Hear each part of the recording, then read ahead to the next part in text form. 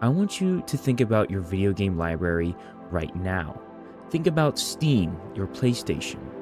Maybe you have 50 games, maybe 100, saved all digitally in a cloud, somewhere safe where you don't have to have a physical copy. But here's an uncomfortable question. How many of those games do you actually own? Sure, you can buy a game today, then 20 years later, you can just boot up the game and download it and play it whenever you want. But we're entering an era where buying a video game might not mean owning that game anymore. We're now buying licenses, downloading enormous day one patches instead of full complete games. Sometimes we're buying physical boxes that don't even contain a game, instead requires a download code. Right now, one of the biggest controversies surrounding what could become the biggest video game release in history has brought this entire argument back into the spotlight. Grand Theft Auto 6. Somehow, this story involves digital-only distribution, physical preservation, hackers, leaked GTA gameplay, cryptocurrency, lawsuits, and someone who apparently has access to a playable version of the game. So we're going to talk about something much bigger than just GTA. Today, we're going to talk about whether video game ownership is slowly disappearing.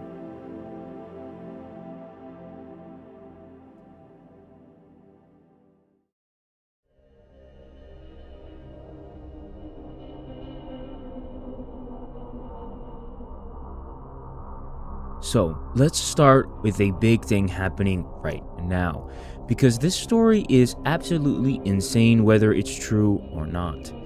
In 2026 of August, someone, or potentially a group, using the name Cyberleek, began releasing what appeared to be unreleased GTA 6 gameplay. And this wasn't another situation where somebody photographed a monitor from across the Rockstar office. The footage started becoming increasingly convincing. One of the most important clips showed Jason flying around Vice City in a plane before eventually getting out and firing a weapon into a wall. And the person controlling Jason literally used the bullet holes to spell out leak. That's important because suddenly this doesn't look like somebody who had simply stolen pre-recorded development footage. Someone appeared to be actually controlling the game. PC Gamer concluded that the footage strongly suggests the leaker either has or at some point had access to a playable GTA 6 build. Forbes reached essentially the same conclusion. Rockstar has now publicly responded to the leaks, describing seeing its work revealed this way as heartbreaking for the development team.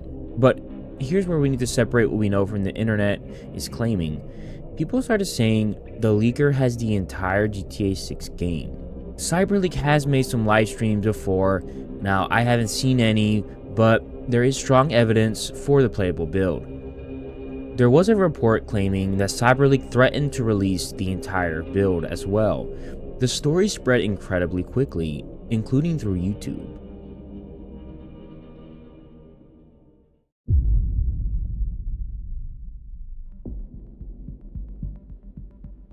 So why is Cyberleek doing this?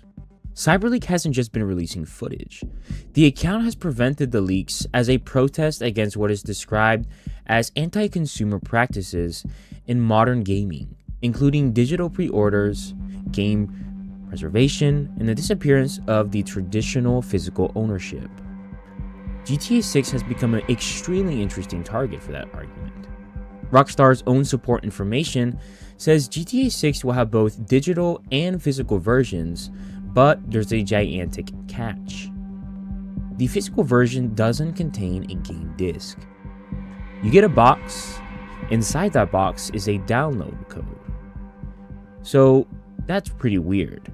We're reaching a point where you can walk into a store, buy a physical copy of one of the biggest games ever made, take the box home, and there's just a downloadable code inside that box. So I want to be extremely clear here. This does not justify hacking Rockstar, and it just doesn't justify leaking developers' work. And it also doesn't justify potentially spoiling a game that millions of players have waited years to experience. Even the people behind the Stop Killing Games preservation campaign condemned Cyberleek's methods, basically saying you might be talking about an issue we care about but using illegal methods to make that argument, and it is unacceptable.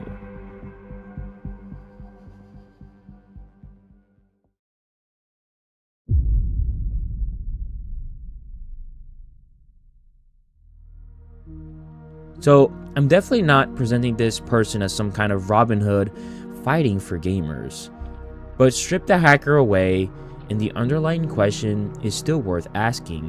Why are physical video games slowly becoming digital products wearing physical costumes? So what does buying a game actually mean in the future or even now?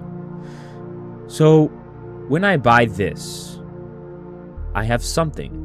Assuming the game is actually stored on the disc or cartridge, it doesn't require an external server and I can put it on my shelf. I can sell it, lend it to somebody, bring it to a friend's house. 20 years from now, if the hardware still works, I potentially still have that game. Now compare that to a digitally only purchase. You don't possess a physical copy.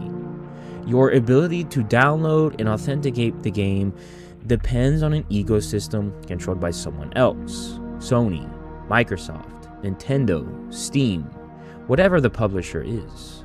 And that's usually fine until it isn't. Physical ownership puts preservation largely in the hands of the consumer. Digital distribution puts preservation largely in the hands of the corporations or the owner.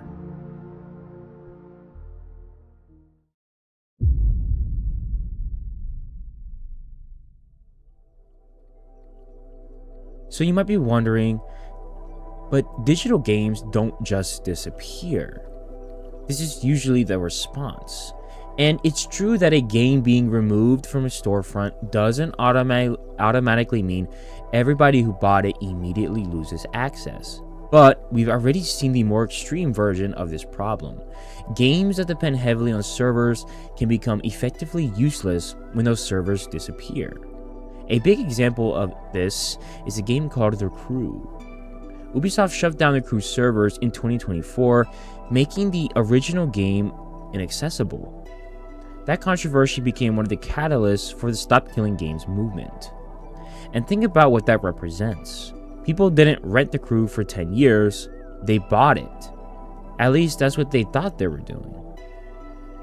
But eventually a company makes a decision and that product stops functioning. Let's roll back to 2015. Imagine buying a Blu-ray and then in 2025 Warner Bros. Remotely disables the disc. Imagine buying a book and then 10 years later the publisher came into your house and removed the final 300 pages of that book. People would lose their minds. But because software is dependent on servers and licenses, we have slowly accepted behavior in gaming that would sound ridiculous with almost any other product. So if one of the largest video game launches ever can sell a physical version that is essentially a box containing a digital code that tells you where the industry thinks we're going. Physical games used to contain the game, then physical games started requiring massive patches, then some required downloads to finish installing, then some boxes started containing codes. And now we're reaching a point where the distinction between physical and digital is becoming almost meaningless. We're just buying packaging and the actual product still lives somewhere else. And for publishers, digital distribution does make a lot of sense. You don't have to manufacture a disc, less shipping, no inventory for the stores, and there's no used copy being sold 5 times without the publisher getting another sell. Digital distribution gives publishers much greater control over the product after you purchased it. But that's exactly why consumers should care, because their convenience is also their control. So the crazy thing is that none of this has happened overnight. Companies didn't wake up one morning and announce you don't own games anymore. We have slowly traded ownership for convenience. Steam made downloading games incredibly convenient. Console storefronts made buying something at midnight easier than driving to GameStop. Subscriptions gave us hundreds of games for one monthly payment. The cloud saves made moving between consoles easier, and preloading meant we could play the second a game released. And honestly, most of those things are great. I'm not going to pretend digital gaming doesn't have enormous advantages, and in fact, I only play on PC. I don't have a single physical copy of a game. Back when I used to have a PS4, I did. The problem is when digital becomes the only option. Because once physical ownership disappears, consumers lose an alternative.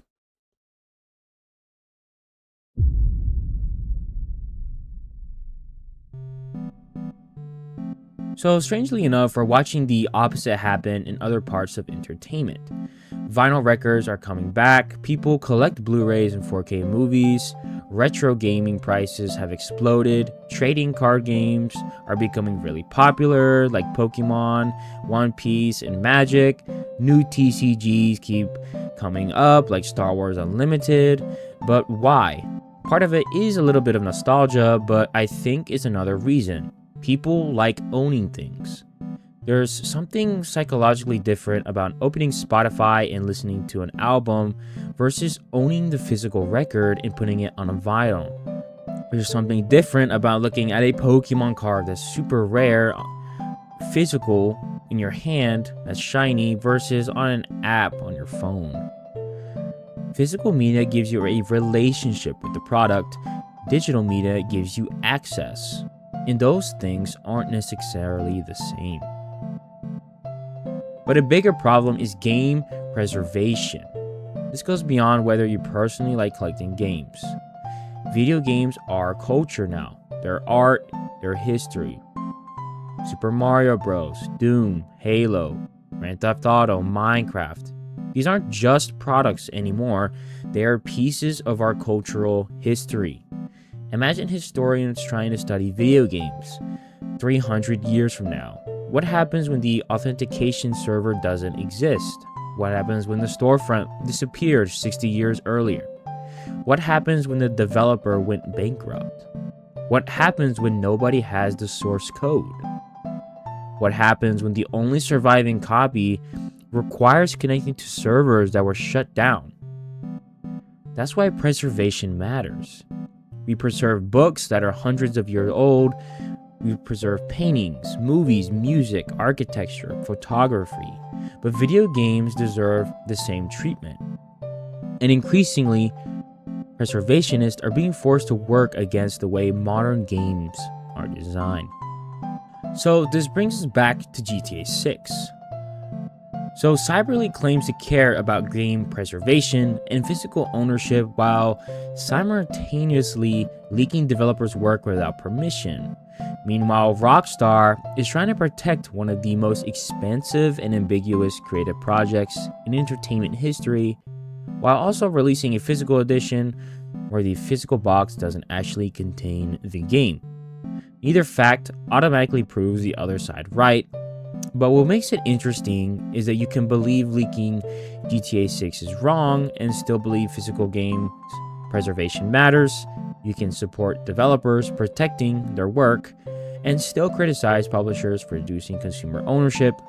Those positions aren't contradictory, and that's the conversation I think that gets lost whenever something like this happens online. Everybody immediately chooses a team, but the real issue is bigger than Cyberleek, and it's bigger than Rockstar.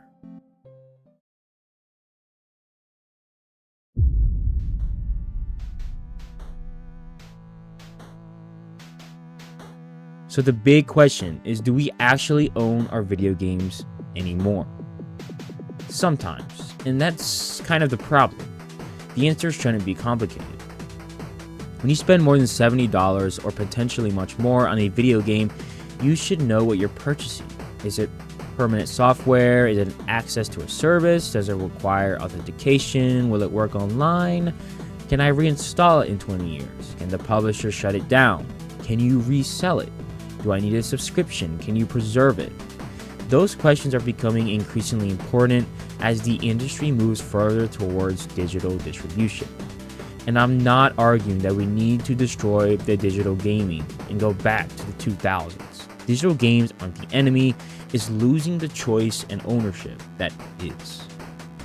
And so that's why I think that the GTA 6 controversy is interesting, and it matters more beyond the leaks. The hacker will eventually disappear from the news and fade away. GTA 6 will eventually release. Everyone will play it and will argue about whether it's a masterpiece for 6 months, and then the industry will move on. But the bigger question isn't going anywhere. As physical games disappear, subscriptions grow, servers become mandatory, and our libraries become increasingly dependent on corporate infrastructure, what exactly are we buying? Because there's a massive difference between buying a game and buying permission to play one. And as a video game developer myself, I do not agree with not allowing you to own a game I make. I want you to own that game, whether I distribute it digitally or as a board game in person or just a physical copy of a game. So let me know what you think down below. Would you rather have a real GTA 6 disc, or do you just not care anymore? And more importantly, do you think physical video games will even exist in 10 years? Thanks for watching. Subscribe if you enjoyed the video, and I'll see you in the next one. Oh, almost forgot. Send a picture, funny pictures, lovely pictures of your cat for a chance to win a feature at the end of a video.